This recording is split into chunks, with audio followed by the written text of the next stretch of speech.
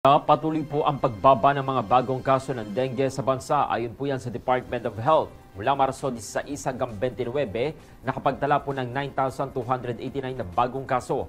Mas mababa po yan ng 23% kumpara sa 12,050 na kaso noong Marso 2 hanggang 15.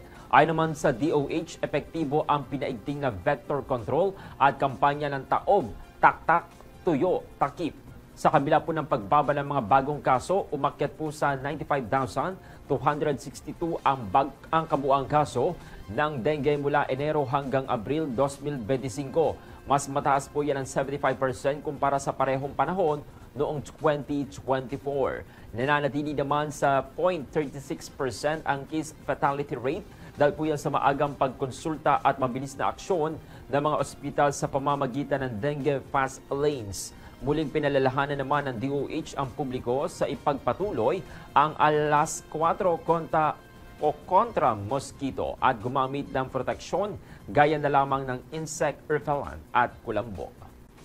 Formal na pong binuksan itong Martes, Abril 22 sa Batangas Provincial Medical Center sa Barangay Potol, Tuwi, Batangas. Pinangunahan po yan ng pamalaang panlalawigan ng Batangas at ng Provincial Health Office ang inaugurasyon ng bagong gusaling pangkalusugan.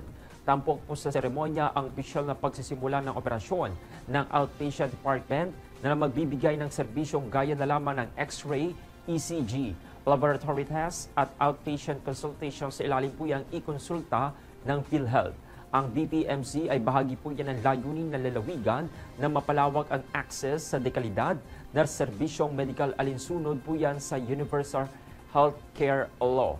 Matapos ang seremonyal na pagbubukas, isinagawa rin po ang pagpupulong ng Provincial Local Health Board sa loob ng bagong ospital. Dinaluhan naman ito ni na Governor Hermelando Dodo Mandanas, Vice Governor Mark Lebiste, DOH Calabarzon at iba pang kawani ng pamahalaan. Aminado naman ang Malacanang na naharap sa maraming hamon ang pangakong 20 pesos na kada kilo ng bigas ni Pangulong Bongbong Marcos dahilan kung bakit ngayong taon lamang ito maisa sa katuparan. Ayon kay Palace Press Officer Yusek Claire Castro, matapos ang masusing pag-aaral ng mga ahensya ng gobyerno, sisimulan na ang follow-up implementation ng naturang programa sa Visayas sa susunod na linggo. Batay po sa pagsusuri, posible ang 20 pesos bawat kilo na bigas sa pamamagitan ng subsidiya mula sa pamahalaan. Ayon naman kay DA Secretary Francisco Chu Laurel, mahigit 4 billion pesos ang inilaan para sa rice subsidy. Nilinaw naman ng palasyo na matagal nang planado ang programa at walang kinalaman ito sa pagbaba ng trust at approval ratings ng Pangulo. Giit pa ni Castro, hindi ito pamumulitika at dapat itong tingnan bilang hakbang para mapagaan ang buhay ng mamamayan. Opisyal na pong nakabalik sa pwesto si Mayor Lota Manalo nitong Huwebes, Abril 24 matapos ang umano'y iligal na pagkakatanggal sa kanya bilang punong bayan ng Lubo, Batangas. Sa kanyang talumpati, iginiit po ni Mayor Manalo na ang kanyang pagbabalik ay tagumpay ng buong bayan. Pinagtibay naman ng korte ang legalidad ng kanyang mga hakbang sa panunungkulan at kinilala ang kawalan ng sapat na batayan para siya'y sibakin. Kasama sa kautusan ang pagbabalik ng kanyang sweldo, benepisyo at back wages. Nangako rin ang alkalde na ipagpapatuloy niya ang kanyang serbisyo ng tapat at ayon sa batas. Matatandang iniutos ng Office of the Ombudsman na masibak sa pwesto si Mayor Lota noong Setyembre 2024 dahil sa umano'y kasong kinasangkutan ito. Samantala, bumaba na sa pwesto sina Vice Mayor Emong Alpiler at Lito Abiera na nagpahayag naman ng kahandaang tumalima sa desisyon ng batas. Naitala naman po ang 13 volcanic earthquakes, kabilang na po ang isang volcanic tremor na tumagal ng 1 minuto sa Taal Volcano sa Batangas sa nakalipas na 24 oras at ayon po yan mismo sa datos ng PHIVOLCS ngayong Biyernes, Abril 25. Samantala, ang sulfur dioxide emission naman ay nasa 348 tonelada bawat araw nitong Abril 24. Napagmasdan din po ang mahihinang pagbuga ng usok na umabot naman sa taas na 600 metro at 400 metro na may pangkalahatang direksyon patungong patimog. Dahil dito, mahigpit po na ipinagbabawal ang pagpasok sa Taal Volcano Island, lalo na sa main crater at sa mga bitak ng Daang Kastila. Paninirahan at pamamangka sa paligid ng Taal Lake at paglipad ng anumang aircraft malapit sa bulkan. Nananatili pa rin po sa Alert Level 1 ang Taal Volcano ayon yan sa PBOX. Pinapayuhan naman ang publiko na manatiling mapagmatsyag at sumunod sa mga abiso ng ahensya at lokal na pamahalaan upang maiwasan ang anumang panganib. Muling binulabog ng bomb threat ang STI Tanawan Campus nitong Huwebes ng umaga, Abril 24, bandang alas 9:15 ng umaga. Ayon po sa Tanawan City Police Station at kay Program Head Fernand Panganiban, nakatanggap ito ng sunod-sunod na mensahe mula sa mga estudyante na may bombang itinago umano sa drainage area ng paaralan. Agad na pinalikas ang mga nasa loob ng campus at inireport ang insidente sa mga otoridad. Rumesponde naman agad ang Tanawan City OC upang siguraduhin ang seguridad ng lugar habang hinihintay pa ang Explosive Ordnance Disposal Team para sa clearing operations. Matatandaang 2 araw pa lamang ang nakalilipas mula ng makaranas din ng bomb threat ang nasabing paaralan noong April 22.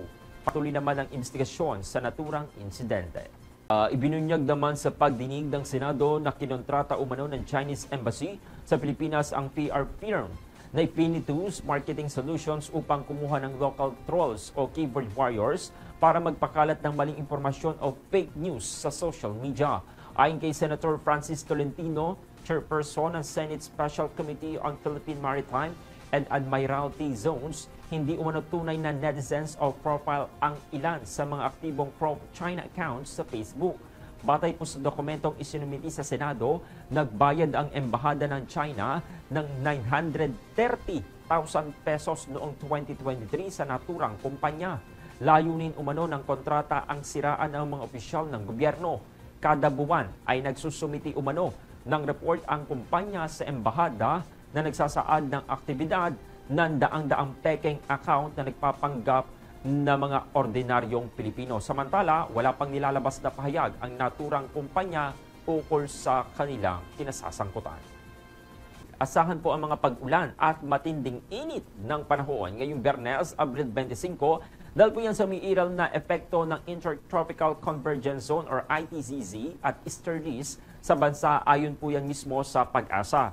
Ayon sa ahensya, ang ITCZ ay magdadala po yan ng mga kalat-kalat na mga pag-ulan at pagkitla at pagkulog at posibleng pagbaha o pagguho ng lupa sa bahagi po ng Surigao del Sur, Davao Oriental, Davao Occidental, Sarangani, Suldan Kudarat, Basilan, Sulu at maging sa parte po ng Tawi-Tawi. Ang mga isolated thunderstorm naman ay maaari ring makaapekto sa ibang bahagi po ng Mindanao. Samantala, mararanasan din po ang mga bahagyang maulap hanggang sa maulap na kalangitan na may mga panakanakang mga pag-ulan o pagkulog at paggidlat sa parte naman ng Metro Manila at nalalabing bahagi po ng bansa.